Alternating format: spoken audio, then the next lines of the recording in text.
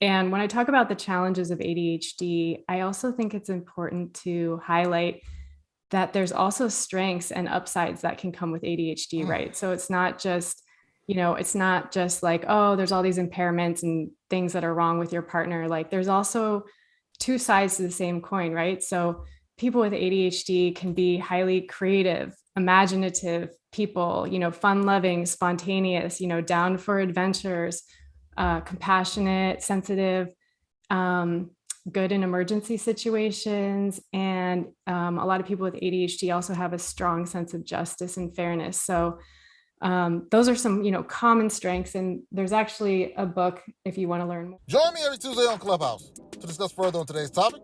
And catch me every Thursday live on YouTube, IG, and Facebook. For the pre-show of the next show. All right, back to the show. Thank you for tuning in to the Mind of a Man podcast. Why? Because Margaux is about to give you 10 tips in segment 2. They're going to run a while. But I want you to hear all of them. So without further ado, let the conversation begin. Bartender, cue the music. Welcome to the Mind of a Man podcast. A podcast where men have manversations on topics they rarely discuss, such as health, family, and wealth, to name a few. Now, here's your host, James Bush. What's going on? What's going on, everybody? Thank you for tuning into the Mind of a Man podcast. My name is James Bush. I am your manversationist. Today, we've got another great guest. Her name is Margaux.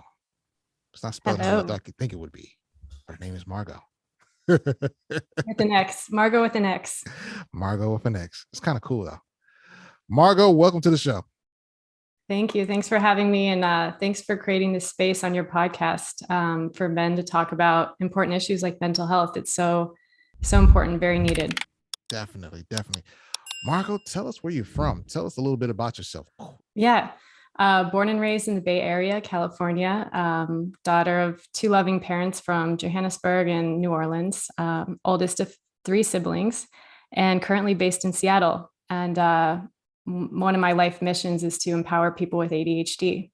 Gotcha. Well, this is going to do a wonder for individuals with ADHD. Right now, we're going to play game time. Now, I don't know if you've heard about game time, but it's 5 questions. You get all 5 right, you get some Mind of a Man podcast swag. I did. I heard on your other episodes, and they're very hard questions. So I'm nervous, but I'm excited. I'm ready. All right, Margaux. Let's get to it. Question number 1. What is the study of water called? Oh, shit. I mean, shoot. Sorry. Can we swear on this thing? You're good. I want to say something like hydrology. I know that is correct. Oh my God. Really? Because I was like hydroponics, hydro, water. Okay. Oh, wow. Okay. Okay. Question number 2. Who left Metallica to form Megadeth?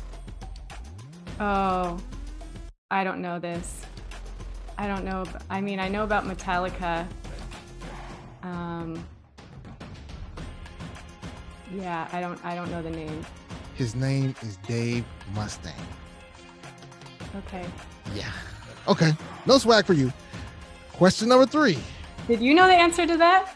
No, I did not. Okay. I knew both. I knew both groups though, Metallica and Megadeth. A little bit of guitar player in my spare time, but I did see the not guitar know right there. Exactly which one. Oh yeah, good old Chet Atkins. All right, question number 3. Who was the first president to use the Oval Office? Oh, I knew there was going to be a question about presidents, and I don't know because I never paid attention in history class. I have no idea. Okay, it is William Howard Taft.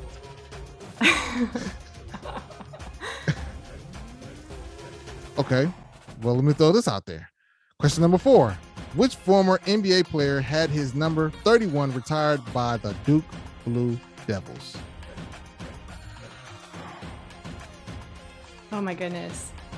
I have to confess, I should know this because I went to Duke. Oh my gosh. Oh my goodness. I don't know. It is Shane Battier. Oh yeah. Yeah. Okay. Okay. Well, the last question. Question number 5. Who starred as Achilles in the 2004 movie Troy? No idea. Margaux. No, Brad I Pitt. know I started out so strong and then I fizzled out and totally am now failing this trivia. What would Brad say, Margaux? Anyway. Okay, that's cool. That's cool. That's cool. Thanks for being a good sport. Now let's get into the gauntlet. We have our first segment, and we're talking about ADHD and women. And it's been a growing number of clients of mine who have had partners who are suffering from ADHD. And a lot of times they're coming to me and asking for tips and techniques or what to do. And I'm thinking to myself, that's a very good question. Usually I work with kids who have this sort of thing going on and it's their parents coming in, but never an adult partner. So, Margaux, what are some of the signs of ADHD in women and what does it look like or resemble? Yeah. Well, first of all, thanks to anyone who's listening to the show. And if you're wanting to show up for someone in your life with ADHD, we so appreciate that. Having a supportive partner is so important. So ADHD stands for Attention Deficit Hyperactivity Disorder. And right off the bat, I want to say like it's not really a good name for the condition because it's not really a deficit of attention. It's actually an impairment in the way that people with ADHD regulate their attention. So people with ADHD can actually go into hyperfocus where they're paying a lot of attention to the things they care about, but they can also have challenges with regulating their attention. So it's a chronic neurobehavioral condition. So it's brain-based, it's lifelong, it doesn't go away. It's not something that can be cured or fixed or overcome. It's a difference in how our brains are wired. And I think it's important to note that, everyone has a different brain and, everyone has something going on. And so just like using that framing, I think can be helpful, understanding that it's a difference in the way the brain works. But once you understand how the ADHD brain works, it can be really empowering. So one of the core challenges with ADHD, you'll hear experts talk about, is that it comes with impairments in executive functioning. So what does that mean? That's basically challenges with things like planning, prioritizing, working memory, organizing, making decisions, activation and motivation to complete tasks, things like that, self-regulation. So what it can look like is people with ADHD can have challenges, staying organized, planning, forgetfulness, forgetting things, having a hard time with procrastinating and getting certain things done, and also inhibition. So, impulsively saying or doing things without first thinking, about the consequences, or is this going to be socially acceptable for me to do this thing? So that's kind of a little summary of it. And when I talk about the challenges of ADHD, I also think it's important to highlight that there's also strengths and upsides that can come with ADHD, right? So it's not just, like, oh, there's all these impairments and things that are wrong with your partner. Like there's also two sides to the same coin, right? So people with ADHD can be highly creative, imaginative people, fun loving, spontaneous, down for adventures, compassionate, sensitive, good in emergency situations. And a lot of people with ADHD also have a strong sense of justice and fairness. So those are some, common strengths. And there's actually a book, if you want to learn more about strengths of ADHD, there's a book called The Gift of ADD by Dr. Lara Honos Webb, which I like because it takes a strength-based approach to understand that, that there's also some upsides that can come with it. Man, that's definitely awesome. But what are practical steps men can utilize to support a partner that is suffering from this disorder? Yeah, well, I'm so glad you're asking this, and I have a list of some practical tips. Cool. I'm gonna use, if I use the word, woman or partner, what I'm gonna share, this can apply to any gender. So if you're a man Cool. dating a man, dating a woman, dating somebody who identifies as non-binary, this applies, or even just, a friend or family member in your life that you're looking to support. So all of this is applicable. So the first thing I usually say is, first just, think about your own needs and taking care of yourself first. So there's that common saying, put the oxygen mask on first. Yes. So Yes. if you're having challenges with your partner, making sure that you're taking care of yourself and communicating your needs to your partner, I think is very important.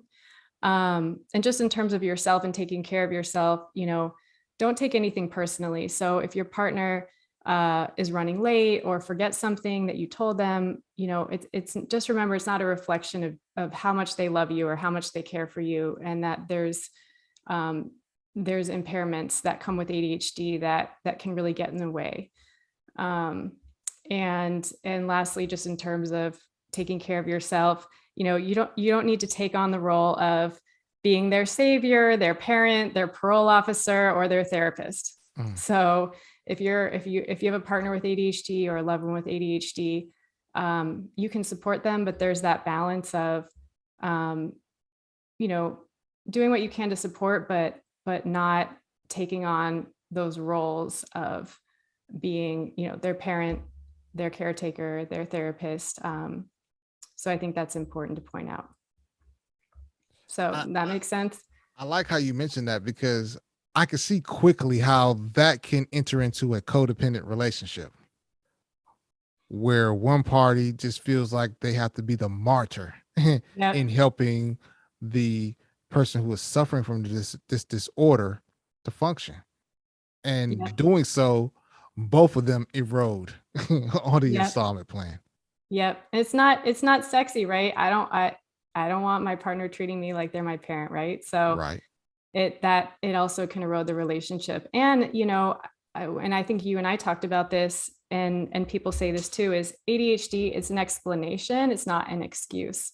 And so as somebody with ADHD, sometimes ADHD can explain why certain things are challenging, but it doesn't excuse me from being responsible for my behavior, for the impacts of my behavior, and how I'm showing up in my life, in my relationships. So, it's important for the person with ADHD to also take responsibility for themselves, and not, relying on their partner for everything, right? So supporting a partner with ADHD, I have 10 tips, and I'm going to keep it I'm going to try to hit the high notes and keep it quick. Alrighty. But I know you said you wanted practical strategies and tips. So Here we go.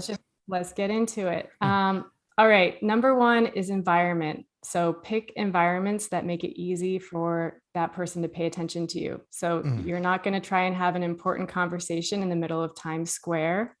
So on that note, if you're thinking about planning a date, if you're in a loud, noisy restaurant, it might be distracting. So just thinking about being aware that environment and stimulus like noises and sounds and smells and sights can be more distracting for people with ADHD, because we have less filters on our awareness and we notice a lot of little things.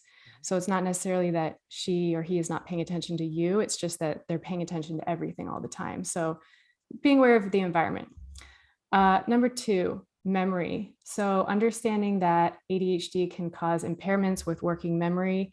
And so being understanding, and also encouraging your partner to use prompts. Like if you guys are planning something or a date, put it in the calendar, or send them a text message reminder. Don't be afraid to give a gentle reminder, or just encourage them to use things that will help them remember.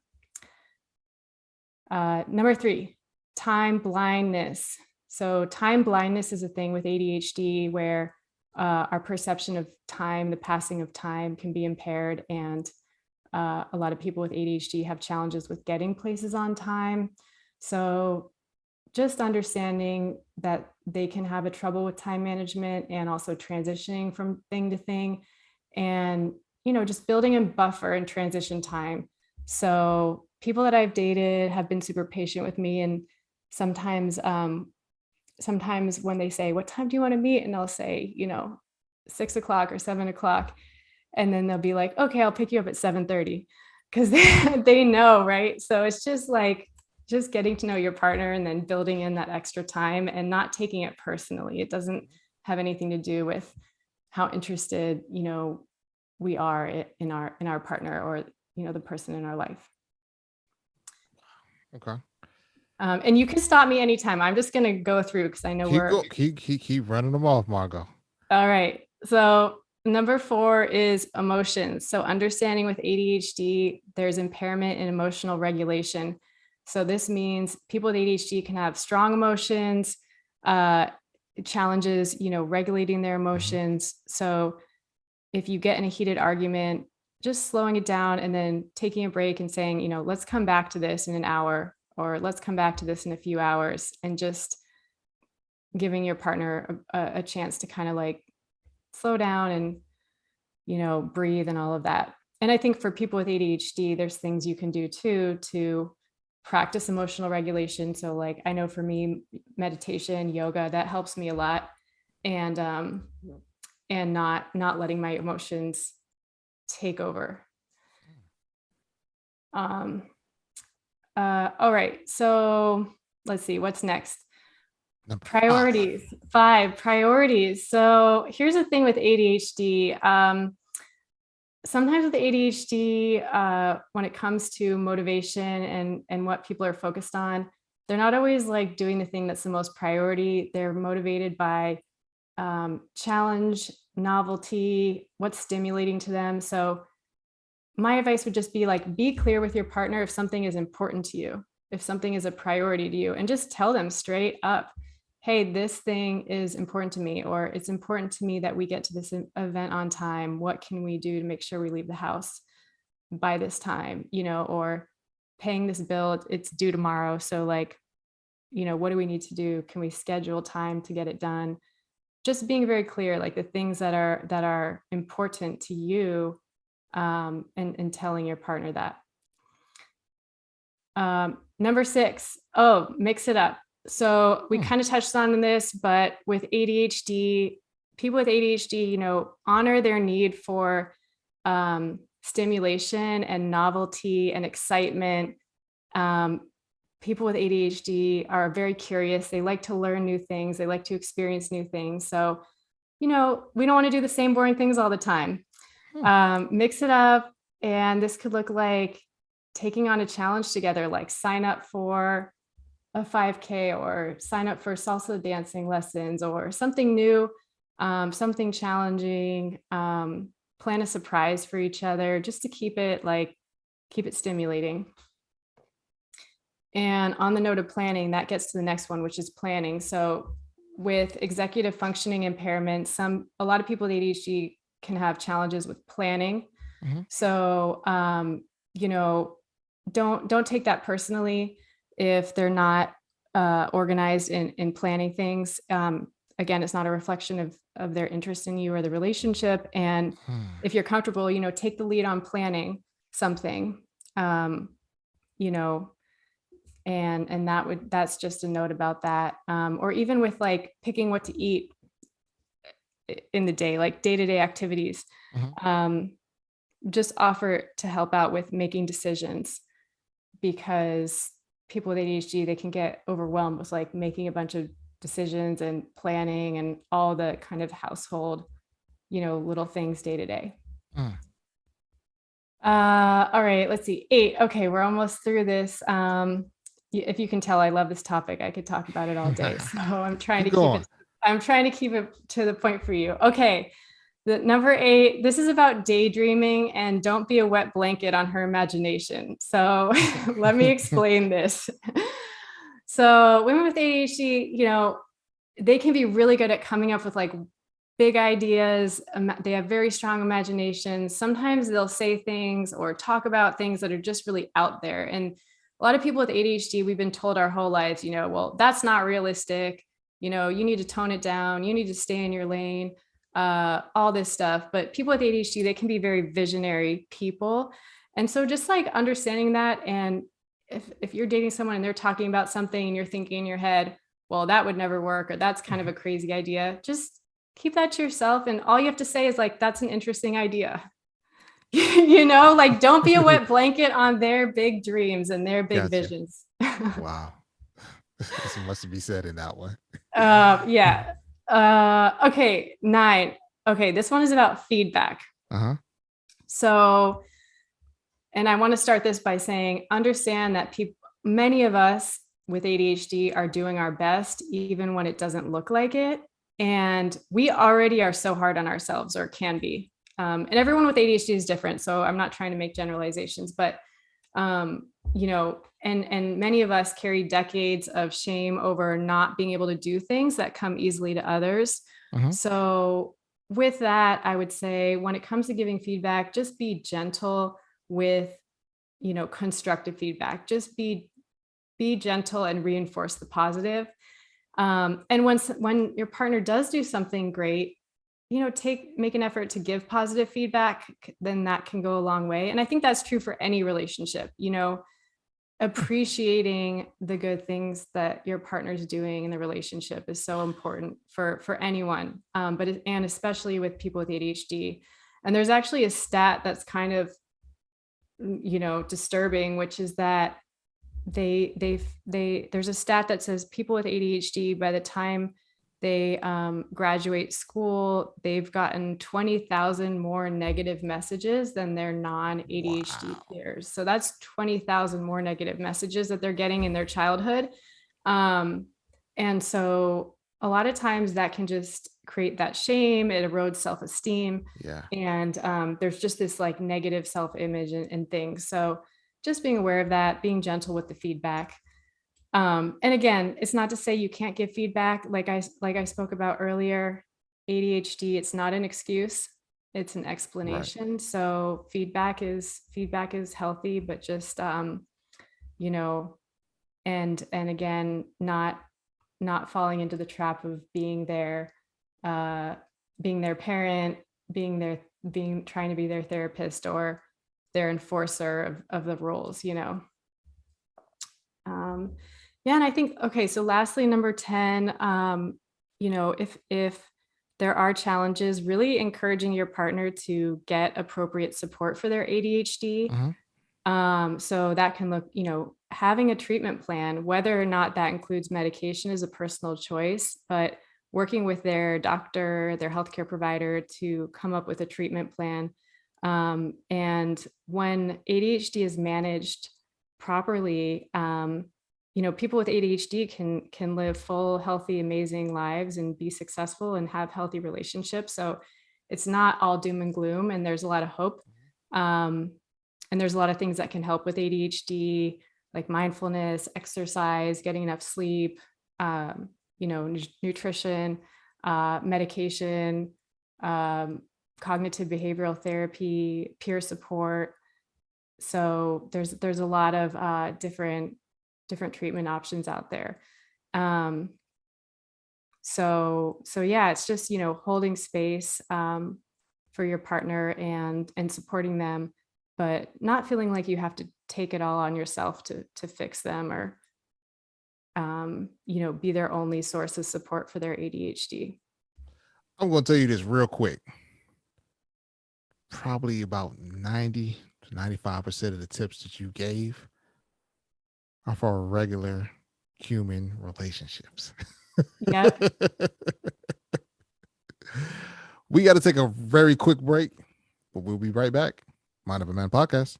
The Mind of a Man podcast was brought to you by Bush Counselling Services, where we don't merely advise our clients, we accompany them on their journey to realise the life they desired. Look us up at bushcounselingservices.com. That's bushcounselingservices.com.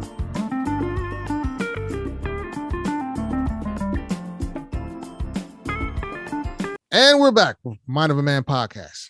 So Margaux, all this talk about ADHD and women, and you know that this is a podcast usually maintained by guys or listened to by guys. We'll sprinkle of women in there a little bit. Why does all this matter in the relationship sense? Well, I think you just said it really well when we were on the break, which is a lot of these tips, it applies to anyone in a relationship. And I mean, what I'm about to say is relevant to any relationship, which is that understanding yourself, understanding your partner, accepting yourself, accepting your partner for who they are is the foundation for loving anyone in your life. So understanding and acceptance, it's key. And I think that through having ADHD, being forced to take a closer look at my own brain, it's actually, I think, made me a better person because I just have so much more self-awareness.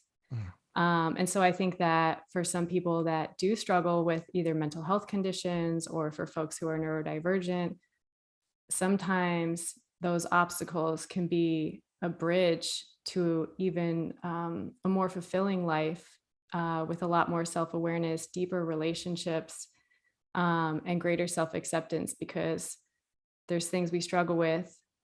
But then through that process of really understanding ourselves and accepting ourselves, we can become even better human beings in the world. So that was just a long-winded stream of consciousness thought. I don't know if I answered your question.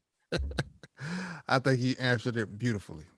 So Margaux, tell my audience where they can find you at on social media, email, website, to get some great resources that you have to offer. Yeah. Well, we can link some stuff in the show notes. First and foremost, I would say, so for the last 7 years, I've been helping to run a community for women with ADHD called Kaleidoscope Society. So it's a website with a lot of free resources and stories of real women with ADHD. So you can find that at kaleidoscopesociety.com. We also produced a podcast last year called ADHD Decoded, which is on all the podcasting platforms, which really aims to break down the basics of ADHD for people that are looking to understand ADHD. And there's a lot of other great resources for ADHD. Attitude Magazine, CHAD, which is the National Organization for People with ADHD. Yeah. So we can link all that. And if you want to connect with me, my website is margauxjoffe.com, and I'm on the social media platforms. So I can give you that information too. Well, Margaux, it's definitely been a pleasure. Got some great tips, great useful information. Again, a lot of stuff is not necessarily connected to ADHD, but it's just basic life, basic human connection and relationships. So I appreciate you. I want to hear one tip from you about relationships. Can you leave us with one tip or some words of wisdom from your perspective as a counselor? Run. Oh, okay. One tip. I think that, and I'm going to cover this in my next segment in the Burning on the Bush. But one thing I think that people have to realize is just it takes time to understand the individual who you are choosing to do life with, whether it's a marriage, whether it's a partnership, or whatever. It takes time. It doesn't happen in a microwave, and it doesn't happen immediately. So it's not an Instapot. What did you just say? It's not an Instapot. No, it's not an Instapot or any other kind of stuff. I think this is more of a slow cooker, because it's a slow process of actually learning that individual and then learning how you match up with that individual respectively. All right. So you put me on the spot, Margaux. But that's cool. Yeah. Well, you're the expert. So I was curious to hear what you had to say about it. Definitely. As someone who's, navigating my own life and my own relationships. So definitely. I'm not up here on a pedestal saying that I have it all figured out. But I don't think anyone has it all figured out. So nah, I'm very nervous about those who say they do. But gotta run. Take care, man. Definitely want to keep in contact and connect with you. What's burning on the bush is next. Shout out to Margaux. What a great episode. Great episode this was. So some of you guys may be asking, why did I do this? And for one reason is that as being a therapist, I see a lot of women who come in and who are suffering from ADHD, and their male counterparts don't have a clue of what to do with it or do about it. But another thing that I'm also looking at is that sometimes too, it's getting to know how to work with people who may be different than you. How to stay connected in relationships where there is a mental health disorder. Guys, it's on us to go and do the homework. We've got to do the research. We got to find ways to connect with her. We just can't go and say she's crazy, she's nuts, she's foolish, I don't know what the hell wrong with her. You can't just say all that all the time. That's not an answer. Because guess what? No matter who you deal with in this life or on this side of life, it's going to be something. And I know that's somewhat anecdotal, but I'm probably going to go and find some level of research, make a little bit of an argument, and you know how I do that. But you got to get to know the person. A lot of the tips that she offered, I mean, they're very practical. I mean, who wants to have a lot going on when they're somewhat reserved? Who wants to have the burden of being a planner when they're not a planner? Who wants to have their dreams crushed and, just trounced upon when it really doesn't happen? Be like that. Again, these are practical tips, not just of working with someone who is suffering from a mental health disorder, but just somebody, period. Get to know them.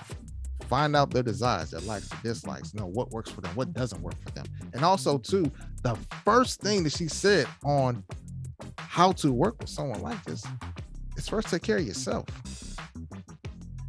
Remember, break the oxygen mask on yourself first before you go and put it on someone else. We got to do that.